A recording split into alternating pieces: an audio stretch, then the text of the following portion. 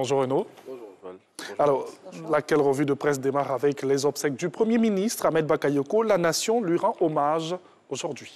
Bonjour à tous. C'est ce qu'indique l'expression embarras à sa une. La nation entière pleure son digne fils. Ce mercredi matin se tiendra sur le parvis du palais présidentiel d'Abidjan-Plateau la cérémonie officielle d'hommage en présence du chef de l'État, des présidents et chefs de gouvernement étrangers qui ont fait le déplacement d'Abidjan. À noter qu'à partir de 16h se tiendra au stade Alassane Ouattara de Bimpe l'hommage artistique avec près de 60 artistes nationaux et internationaux. Et pour l'occasion, Adama Bictogo, président du comité d'organisation, selon l'expression, sonne la mobilisation. Et toujours sur le même sujet, la nation va rendre un vibrant hommage au Premier ministre disparu aujourd'hui. Oui, aujourd'hui, toute la Côte d'Ivoire ainsi que l'Afrique et le monde, à travers les différentes délégations qui ont effectué le déplacement, vont rendre hommage au chef du gouvernement ce matin au palais présidentiel du Plateau. Le confrère livre les grandes étapes de la cérémonie de ce jour et indique que le patriote, le RHDP et la classe politique célèbrent une fierté nationale. Et oui, elle s'y met. Toute la classe politique nationale pleure le Premier ministre Ahmed Bakayoko. Oui, et c'est le cas du PDCI-RDA dont le président s'est rendu au domicile du chef du gouvernement hier. Henri Konan Bédié et son épouse, selon le Nouveau Réveil, sont allés dire Yako à la famille du Premier ministre et à en croire Maurice Kakou-Gikawe, secrétaire exécutif en chef du parti septuagénaire qui est cité par le confrère. Le président Bédié a perdu un fils et il prendra sa part dans les funérailles.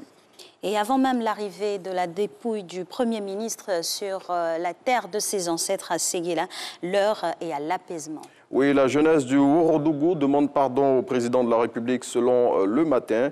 L'on se souvient qu'à l'annonce du décès du chef du gouvernement, les jeunes de Séguéla avaient manifesté spontanément dans la ville, détruisant au passage des biens de certaines populations. Eh bien, à en croire le confrère, tout est rentré dans l'ordre. Les filles et fils de Séguéla attendent désormais dans la ferveur la dépouille du Premier ministre qui sera transférée jeudi avant d'être inhumé dans la stricte intimité familiale.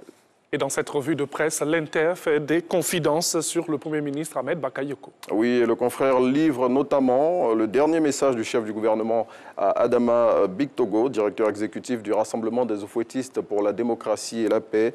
Autre élément que révèle le quotidien qui va au-delà de l'information, ce sont des détails sur ses rapports avec le chef de l'État Alassane Ouattara ou encore les confidences de sa mère adoptive et aussi celles d'un de ses amis d'enfance selon lequel on en demandait trop au Premier ministre.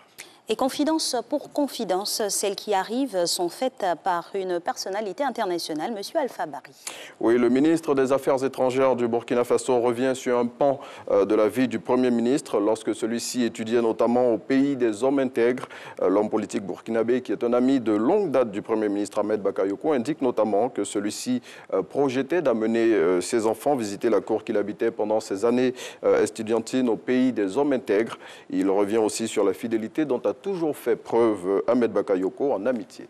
Et on change de sujet, législative du 6 mars dernier. Chez nous en Côte d'Ivoire, la période de réclamation devant le Conseil constitutionnel s'est refermée hier. Oui, tout à fait. Il revient maintenant à la haute juridiction qu'est le Conseil constitutionnel de statuer sur les recours qui lui ont été adressés, de dire s'ils sont recevables ou non. Plus de précisions dans le quotidien d'Abidjan. Et on va refermer cette revue de presse avec cette prise de température du côté de Port-Boué. Oui, c'était chaud hier dans la commune de Port-Boué et précisément aux abords du village de Mafiblé 2 où des jeunes s'en sont pris violemment aux ouvriers d'un chantier de construction immobilière. Ces violents affrontements, selon les témoins, ont fait de nombreux blessés. Donc pour tout savoir sur les raisons de ces échauffourées, il faut lire Soir Info de ce jour. Merci beaucoup à Renaud pour bien sûr la revue de presse. On va inviter tout le monde à converger vers les kiosques à journaux. Oui, bien évidemment. Pour en acheter. On ne cessera jamais de le dire. Oui, il faut soutenir la presse écrite. Soutenir la presse écrite. Merci beaucoup à Renaud que nous allons retrouver demain pour un autre point de l'actualité avec la